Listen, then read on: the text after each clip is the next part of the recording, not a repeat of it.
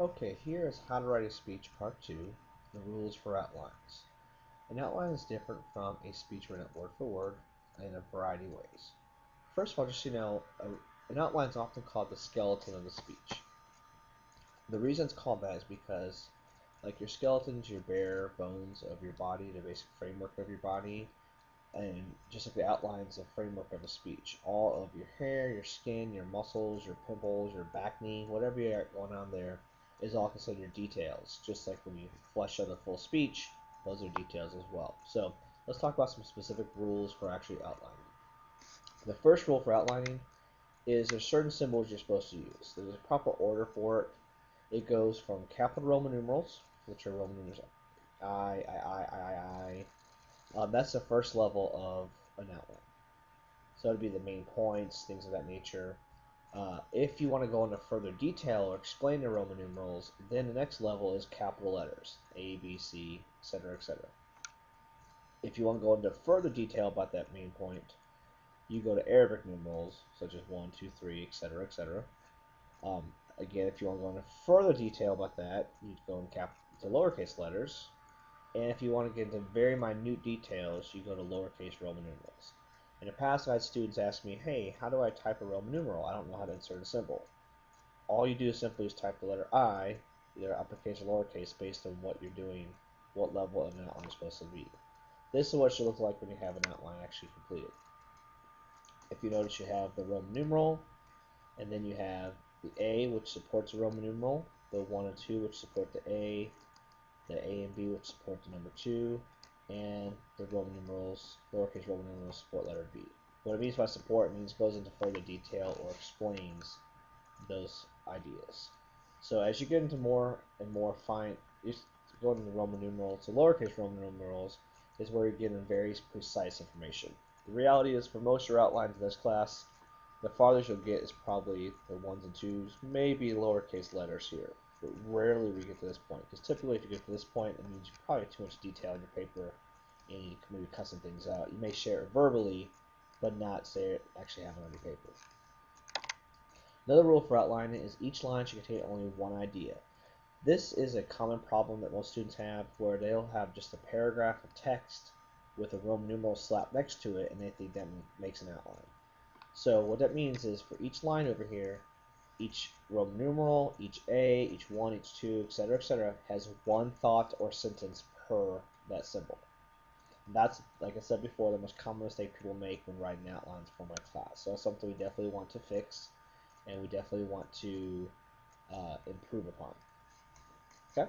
Next thing, the next rule is the supporting point should relate to subject directly above it. What that means is, also we'll talk about that in a second, and also you indent when you're going from main point to supporting point. So what it means here is you indent when you go from Roman numerals to letters to numbers, etc. If you notice the whole sample here, everything is lined up here. All the A's, the B's, and C's are all lined up through the whole paper. All the 1s and 2s are lined up through the whole paper, etc., etc. So make sure you have everything lined up that way. And so you do indent when you go from symbol to symbol. In addition, so like I said, each supporting point relates to one directly above it. So for example, A relates to Roman numeral 2 here. B doesn't relate to A, it relates to Roman numeral 2 to first main point. So whatever line you have here, what it does is it goes into more detail about whatever is directly above it to the left. So for example, both 1 and 2 both support A over here. A and B, they don't support number 1, they support number 2. If you wanted to go into further detail about number 1 over here, you'd have a lowercase letter A and B directly beneath it. I hope that makes sense to you. Please let me know if it does not. Next thing is there's different ways you can write your outline. There's going to be either key phrases or sentence style. I typically like you to do key phrases or key words for my class, simply because if you have sentences on your outline, you typically are more likely to read to us, which will make your voice seem monotone, and you'll have a less dynamic presentation. But at this point, I'll kind of let it up to you. The goal is to not to have too much content on your paper. When we write rough draft outlines in this class, you will be very detailed in it, just so you kind of have thought out exactly what you want to say. But then when you write the final drafts, I want you guys to maybe take some information off so you can not have so much words on your paper, so you'll be more likely to talk to us and less likely to read to us. Next thing, you want to use transitions from going from step to step, especially with the how-to speech where you have maybe a several-step process to completing the task. Please use transitions like next, first, then, hitherto, whatever. I'll provide a list of transition words for you guys to use. It just makes your speech flow together and so it's not so choppy. And that way you don't have to work, you don't start every sentence by and next, and this, and that, where ultimately your whole speech becomes one giant run-on sentence. Alright, next thing is you must have at least two of the same symbols together. And what that means, just a lot of times confuses a student. What it ultimately means is whenever you have an A over here, you must at least, the minimum, have a B with it as well. If you have a 1, you must at least have a 2. If you have a lowercase letter, lowercase a, lowercase b, so on and so forth. That's just the proper rules for outlining for that. It's one of those kind of stickler rules. Basically what it means is if you have an A, you're theoretically dividing this Roman numeral into a different part, like a subpoint, like you would divide like a piece of pie. But you can't divide a piece of pie into just one part. It has to be at least two.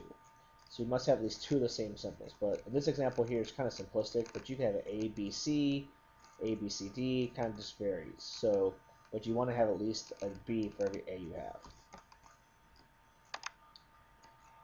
And that's kind of the basic rules for outlining.